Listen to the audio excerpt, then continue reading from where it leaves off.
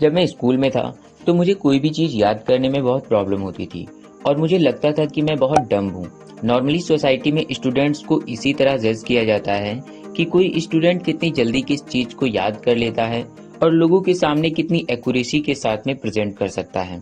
शायद आप भी इस बात से बहुत ज़्यादा रिलेट कर पाएं कि आप कुछ याद करना तो चाहते हो, बहुत सारी चीज़ें आप अपने माइंड पर थोपने की कोशिश करते हो, लेकिन कुछ ही समय बाद वो सारी चीजें आपके माइंड से ऑटोमेटिकली निकल जाती हैं, आप उन्हें भूल जाते हैं और इसी वजह से आप अपने एग्जाम में बहुत अच्छा स्कोर नहीं कर पाते और इसी वजह से आपके पेरेंट्स को भी आपके लिए झूठ बोलना पड़ता है। और अगर आप कोई बिजनेस बुक पढ़ते हैं तो उसके भी बताए गए प्रिंसिपल्स को अप्लाई नहीं कर पाते, बिकॉज बुक को बंद करते ही आपको कुछ याद ही नहीं रहता। इसलिए आज की वीडियो में हम बात करेंगे कि एक बार में पढ़कर किसी चीज को परमानेंट कैसे याद रखा जा सकता है। अगर आप इस चैनल पर नए हैं तो चैनल को सब्सक्राइब कर लें। So let's start. सबसे पहले हम ये जानेंगे कि लर्निंग का सही समय क्या होता है। आमतौर पर ज्यादातर लोग क्या करते हैं कि जब कोई उनका एग्जाम, स्पीच या प्रेजेंटेशन होती है तो उसी के जस्ट पहले का थोड़ा सा जो बचा हुआ टाइम होता है उसी में सब कुछ रेडी करने की कोशिश करते हैं। इसे बोला जाता है क्रैमिंग। रिसर्च बताती है कि ये टेक्निक हमारे लिए बहुत ज्यादा स्ट्रेसफुल होती है और इस टाइम पर याद की गई किसी भी चीज को हम जल्दी से जल्दी भूल जाते हैं। मैं पर्सनली इस तरह की प्रिपरेशन को बिल्कुल ही सजेस्ट नहीं करता, क्योंकि इसका फायदा कम नुकसान ज्यादा होता है। अगर आप अपनी पढ़ी हुई सारी जानकारी का 100% फायदा उठाना चाहते हैं तो आप अपनी स्टडी को चंक्स में करके करिए। फॉर एग्जाम्पल, आपको एक दिन में एक चैप्टर तैयार करना है और आपको अंदाजा है कि आपका चैप्टर 3 घंटे में तैयार हो जाएगा, तो आप उसे एक साथ 3 घंटे पढ़ने के बजाय 1x3 कर दीजिए। यानी उसी दिन में 1 घंटा पढ़ना है और फिर थोड़ा सा ब्रेक लेना है, फिर 1 घंटा पढ़ना है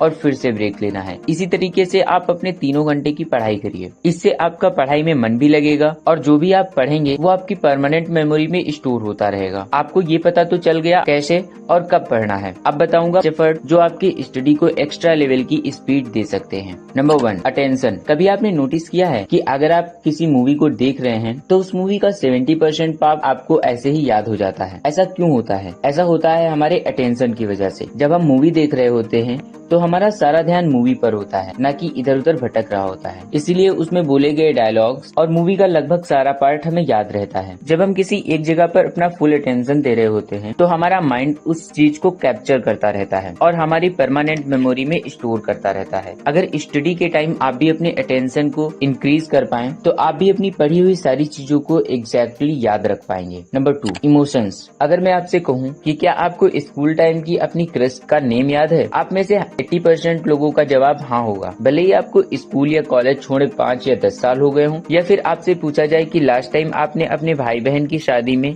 या किसी फैमिली प्रोग्राम में क्या पहना था, आप तुरंत बता देंगे। इसी जगह अगर मैं आपसे पूछूं कि आपने आज से 7 दिन पहले क्या पहना था तो आपको थोड़ा सा सोचना पड़ेगा। हो सकता है आप में से बहुत सारे लोगों को ये याद भी ना हो। ऐसा इसलिए क्योंकि उस दिन कोई खास दिन नहीं था जिससे आपके इमोशंस कनेक्ट हों। लेकिन शादी या फैमिली प्रोग्राम में हमारे इमोशंस कनेक्ट होते हैं क्योंकि वो हमारी फैमिली या हमारे लिए बहुत ही खास दिन होता है। हम उसे ज्यादा दिन और अच्छे से याद रख पाते हैं। तो आप भी अपने इमोशंस को स्टडी से कनेक्ट करके पढ़ाई करने की कोशिश करें। अगर आप ऐसा करने में सफल हुए तो आप पक्का अपनी स्टडी में रिवैल्यूएशन ला सकते हैं। Number 3, rest. रिसर्च बताती है कि हमारे माइंड के काम करने का तरीका कुछ ऐसा होता है कि जिस टाइम हम कुछ पढ़ते हैं तो हमारा माइंड उस टाइम पढ़ाई पर ध्यान देता है, लेकिन जब हम रेस्ट करते हैं या सोते हैं उस टाइम यह डेटा को प्रोसेस करता है, उसे टेम्परेरी मेमोरी से निकाल कर परमानेंट मेमोरी में शिफ्ट करता है ताकि हम उसे ज्यादा लंबे समय तक याद रख सकें।